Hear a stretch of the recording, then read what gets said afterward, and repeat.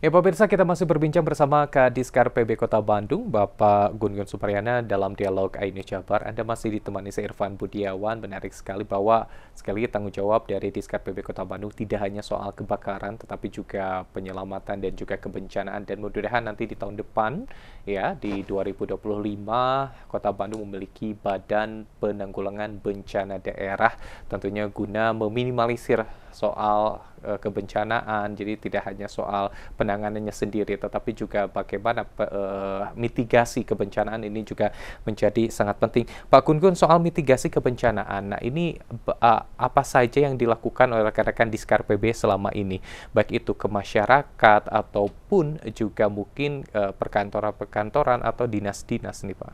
Ya, untuk mitigasi kebencanaan kita akan lakukan mulai dari Satuan Pendidikan Aman Bencana. Itu juga dilakukan edukasi kepada masyarakat pendidikan baik dari SD, TK, SD, SMP sampai dengan kuliah. Dan kita juga lakukan sosialisasi kepada masyarakat. Bekerja sama juga dengan kewilayahan. Karena memang ini kewilayahan juga luar biasa sangat berperan untuk membantu mensosialisasikan terkait program-program yang ada di Diskar PB Kota Bandung. Kami juga melakukan simulasi-simulasi ketika ada terjadi kedaruratan, kebencanaan, misalkan ada longsor, banjir, dan lain-lain. Ini kita lakukan hal-hal diantaranya seperti itu. Oke, baik. Apalagi dengan kondisi topografi Kota Bandung ya Pak ya. Sempat ada informasi yang tanda kutip hoax mungkin ya, soal apa sesar Lembang dan sebagainya. Ini juga harus diedukasi ya kepada masyarakat.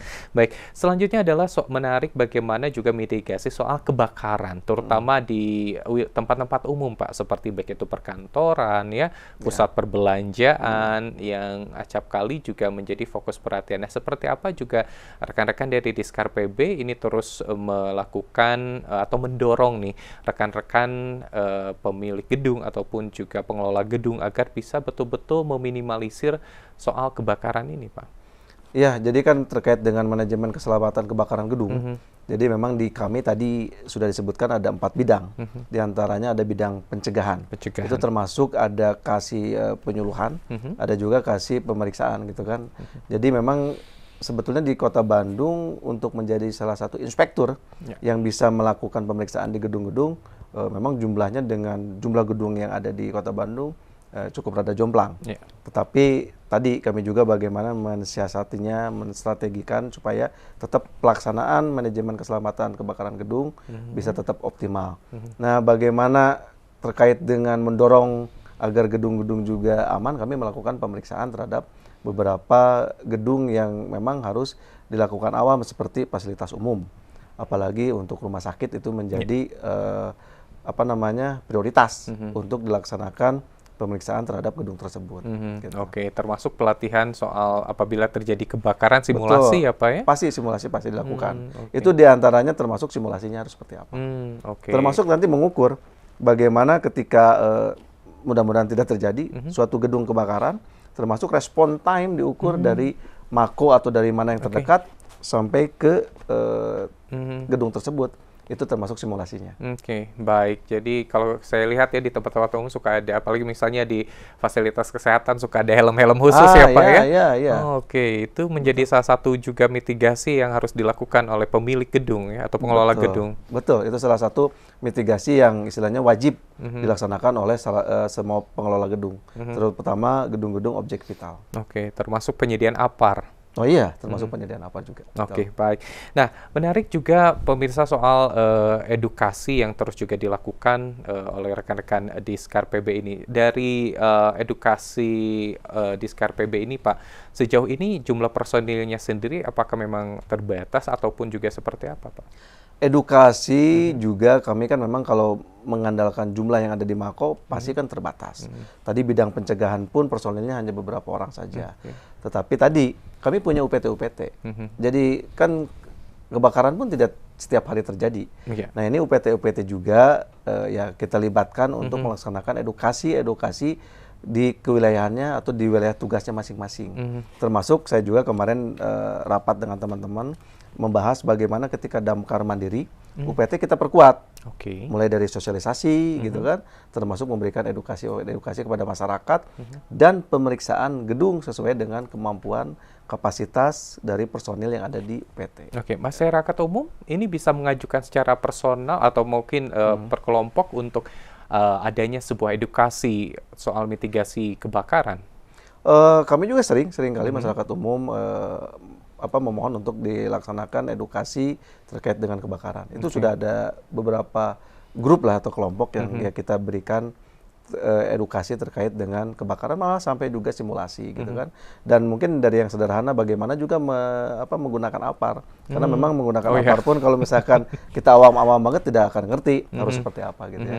Oke, jadi meskipun ada APAR tapi kalau tidak penggunaannya tidak bisa tahu menggunakannya malah ini harus gimana gitu ya. Betul. Jangan sampai juga main buka ya seperti itu karena memang ada teknik tertentu ya Pak ya. Oke, baik. Nah, menarik sekali soal lainnya itu adalah bagaimana penggunaan teknologi yang ada di Diskar PB Kota Bandung. Penunjangnya seperti apa, Pak? Teknologi di Diskar PB Kota Bandung gitu kan. Sampai saat ini kita juga kan memanfaatkan media-media sosial yang ada di Diskar PB Kota Bandung. Tadi ada bidang Sapras Datin. Ini bagaimana kita memberikan edukasi juga melalui media sosial yang ada dan digemari oleh masyarakat. Contoh lah, kita juga ada di TikTok, ada juga di IG. Nah, ini kita berikan edukasi kepada masyarakat terkait dengan tupoksi kami, terkait dengan bagaimana mitigasi, terkait juga bagaimana apabila ada kebakaran, bagaimana juga pasca kebakaran harus seperti apa, kita juga bantu melalui medsos yang ada di kami. Dan itu pengampunya di bidang kami adalah bidang Sapras Datin. Oke, baik gitu. Pak. Personal ataupun juga tadi sempat disinggung. Nah, bagaimana sejauh ini rekrutmen para personil dari Diskar PB sendiri? Karena kan tidak sembarangan ya Pak ya untuk menjadi seorang anggota Dinas Kebakaran dan Penanggulangan Bencana. Nah, ini apakah sistem rekrutmen sejauh ini cukup baik atau seperti apa? Atau bahkan ada kendala kekurangan proses rekrutmen ini Pak? Rekrutmen kalau tidak salah di 2019. Jauh. Iya, karena memang sekarang ada moratorium dulu kan, tidak boleh menerima PHL kembali. Nah, kita bagaimana mengoptimalkan rekan-rekan yang sudah ada. Meskipun sekarang, alhamdulillah Kota Bandung membuka peluang teman-teman yang sekarang statusnya PHL untuk menjadi P3K. Nah, ketika mereka menjadi PHL di Kota Bandung, mereka langsung dihimbau untuk melaksanakan pelatihan pemadaman 1. Karena memang tadi melaksanakan pemadaman itu tidak hanya keberanian, tetapi bagaimana teknis pemadaman itu harus seperti apa, itu ada ilmunya di minimal di pemadam 1 mereka harus menguasai itu. Oke, baik. Termasuk Srikandi pemadam, tahan dulu Pak, itu masih ada atau tidak pertanyaan saya, karena itu biasanya menarik sekali. Nanti kita lanjutkan juga pemirsa terkait kendala apa saja yang juga sering dihadapi oleh rekan-rekan Diskar PB dalam menghadapi kebakaran ataupun juga bahkan kebencanaan. Tetaplah bersama kami dalam program Dialog iNews Jabar.